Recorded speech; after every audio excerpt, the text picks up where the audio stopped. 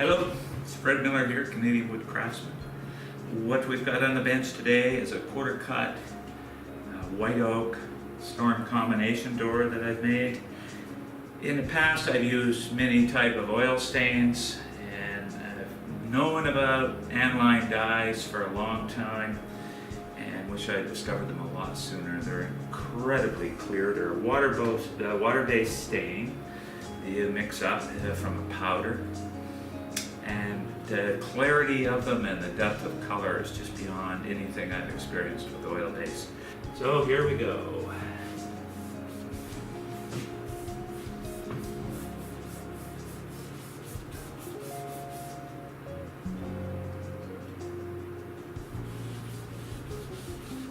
So it's just a matter of brushing it on, working it in a bit to this porous grain.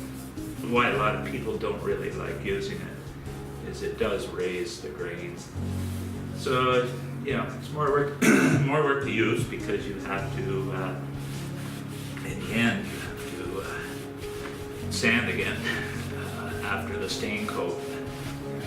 And it pretty much looks like a dog's breakfast when it's dried until you put the clear coat.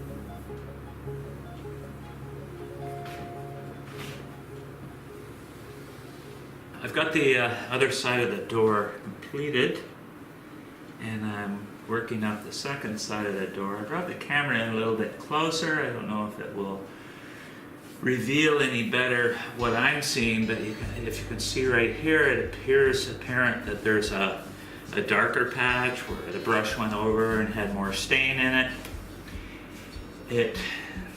It's spooky when you're doing this because you think, oh my god, it's going to be all like, you know, I'm going to see brush streaks and that are darker than other areas. So it's, at first it's kind of like a little bit spooky, but as you let that sit on there and, you know, maybe even run over it one more time just to get it even, you let that sit on there for, you know, the length of time it takes me to get up the door here, really.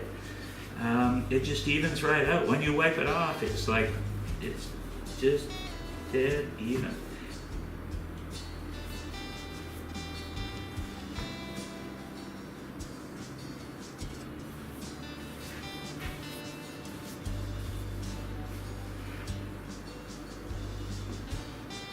Notice we're not doing the bottom edge of this door. That's because the door will get trimmed during the installation, and that bottom edge will have to be touched up after the install.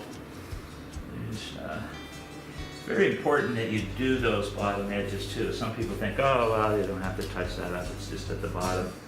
Well, guess what? White oak's incredibly good around water, but still, anything you can do to preserve wood by coating it. You'll notice when I get to finishing the frames, there's two frames that go in this door, one for screen and one for glass.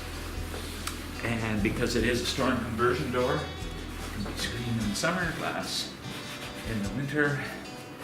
And there's just a couple little turnbuckles, which will end up staining, that go on the door right here. And those turnbuckles open and close to put the frames in and out. So there's really no work, no tools involved in changing the frames out spring and fall.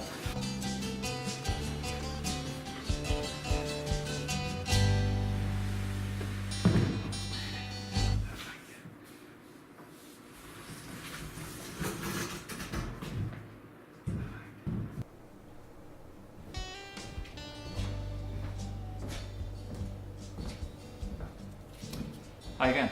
Next day, 24 hours has passed. Stain is dry.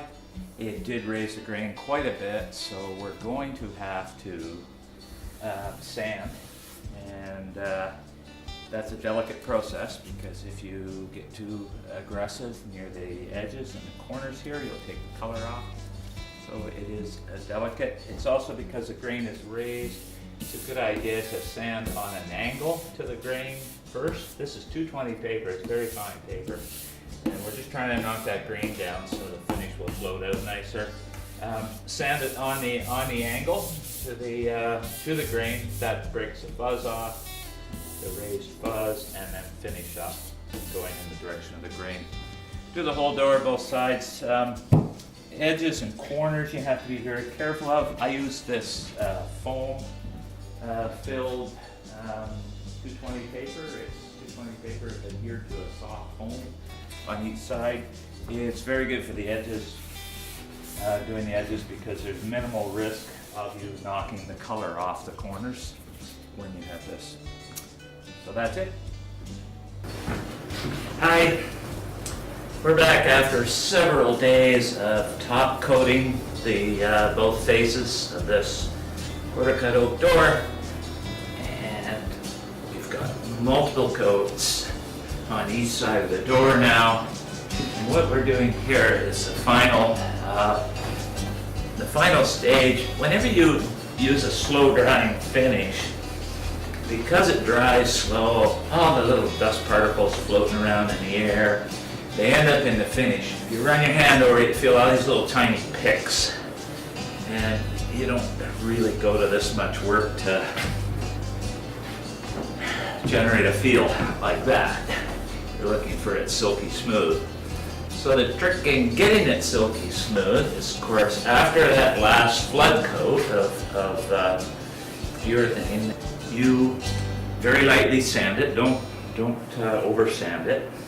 Just very lightly to get rid of those picks and smooth everything off. Get rid of all the tiny little bumpies of dust particles embedded in the finish. Then you slop a coat on, and again I say slop a coat on because when you're doing a flood coat, you're brushing it on carefully, you're evening it out, you're tipping it out, you're doing all those things. This rub coat is being treated more like an oil finish in that you're putting it on and you're rubbing it off right away before it dries. So for that reason, you can't get too far ahead of yourself. You can't do the whole door because this stuff is quick dry, and it'll get tacky on you and be hard to rub off. If that does happen, it gets tacky and it gets hard to rub off, simply put more fresh material on and rub it off right away. But as you can see, I don't have to be fussy when I'm brushing it on this time. In the brushing aspect, I have to be a little fussy in the wiping aspect. In other words, I take the bulk of it off with a rag that has a lot of urethane in it from the previous wiping, and then I take the last rub is in the direction of the grain, because if you go across the grain, even with the rub, you'll see it. So that's kind of how you go about getting rid of all the little tiny picks and get this silky smooth finish.